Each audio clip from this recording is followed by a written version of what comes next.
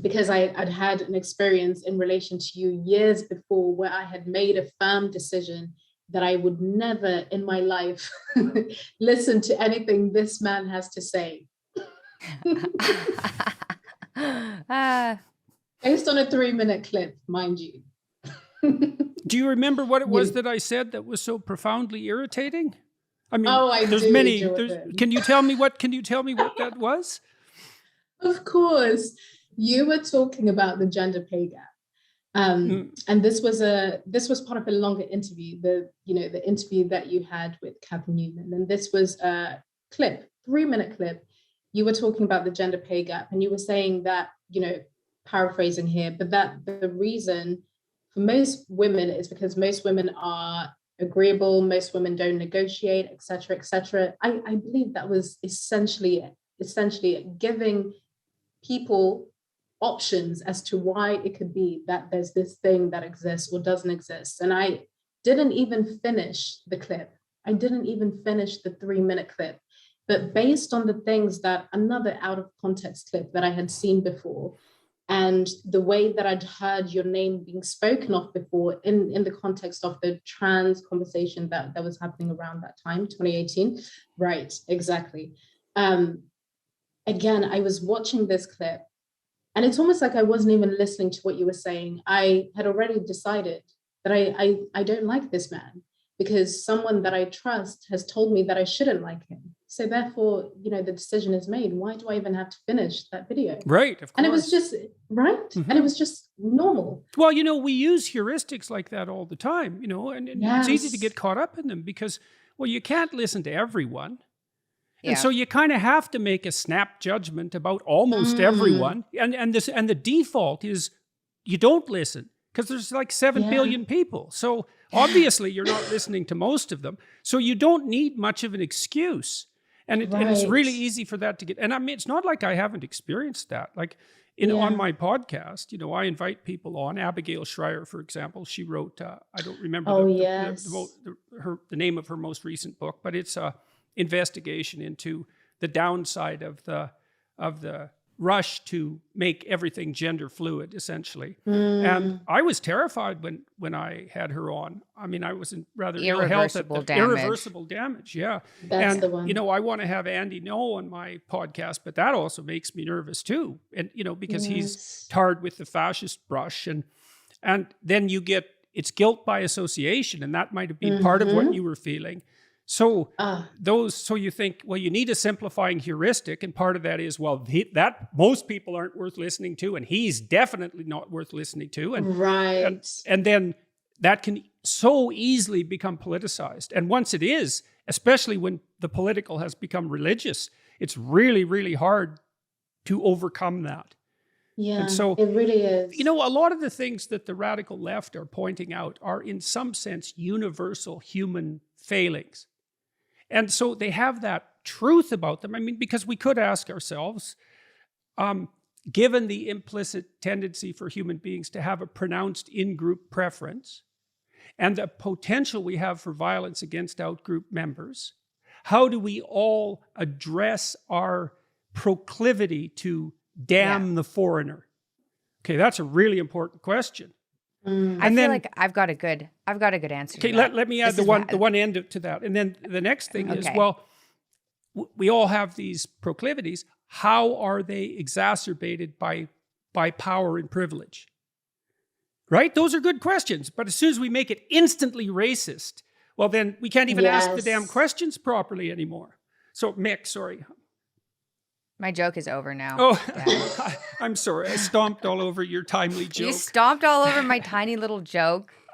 I was thinking about that question earlier, though.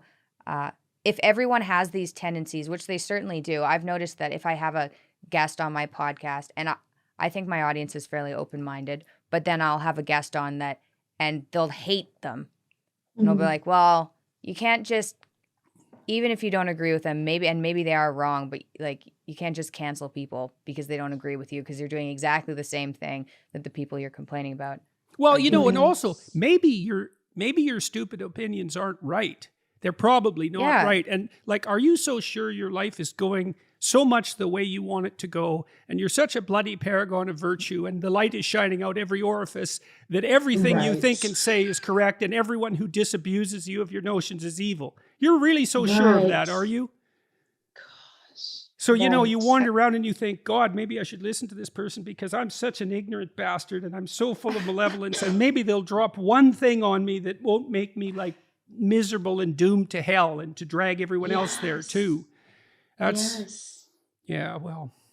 You know, I felt something similar when I finally leaned into listening to you properly, because what was interesting, even after that moment in 2018, watching that 3-minute clip, deciding this man is evil, I want nothing to do with him ever again. And of course, I didn't think I would ever have anything to do with him. Yeah, look what happened. Ha Infiltrated. Me, yeah. Right?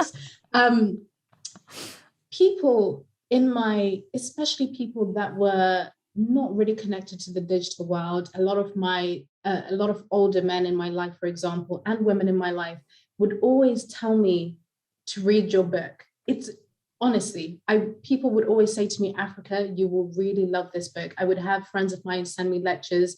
I think you're really going to like this. And I would just completely ignore it.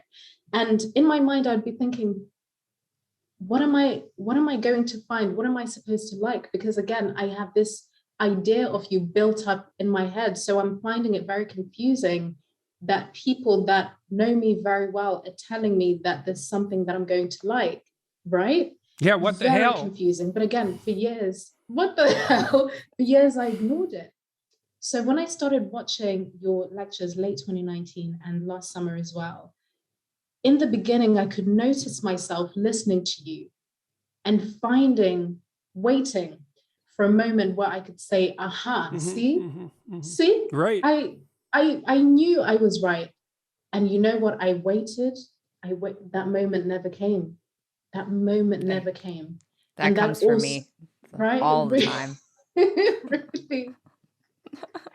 And that again, so it's like there wasn't one moment of being awake and then it's done. So many little, tiny, seemingly insignificant moments where I'm just sitting here by my sofa, just watching and listening, observing myself, waiting, for that confirmation that I'm right. And then it never coming. And then I have to deal with that. And then, so again, my curiosity, I finally allowed myself to be curious again. And now, Jordan, I can say you have been one of the most influential people to me for so many reasons I couldn't even mention right now.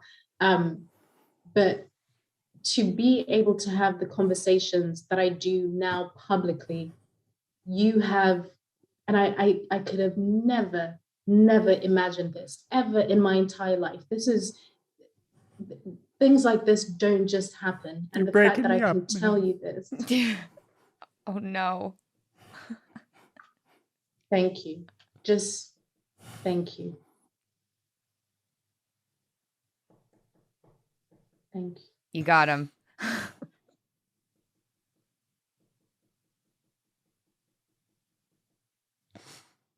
It's a pleasure.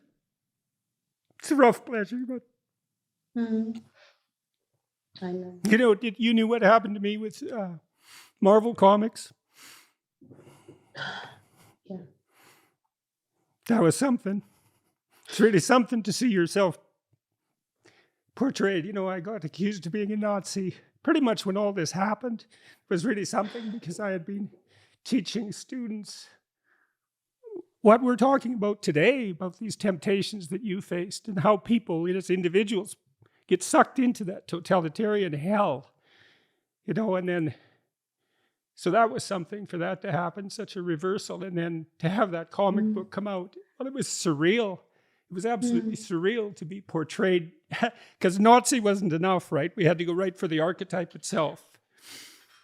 So I think we've raised about $400,000 for charity now on the basis of that. So that was a fun reversal. But it was really shocking when I first saw that. I just couldn't believe it. I was very ill at the time too. And I thought, this can't be real. This has to be Photoshop. This cannot possibly be happening. It's so completely beyond comprehension. And, to come from the pen of one of the foremost Black intellectuals And I use the racial category only because that's the categories that he's using to operate within.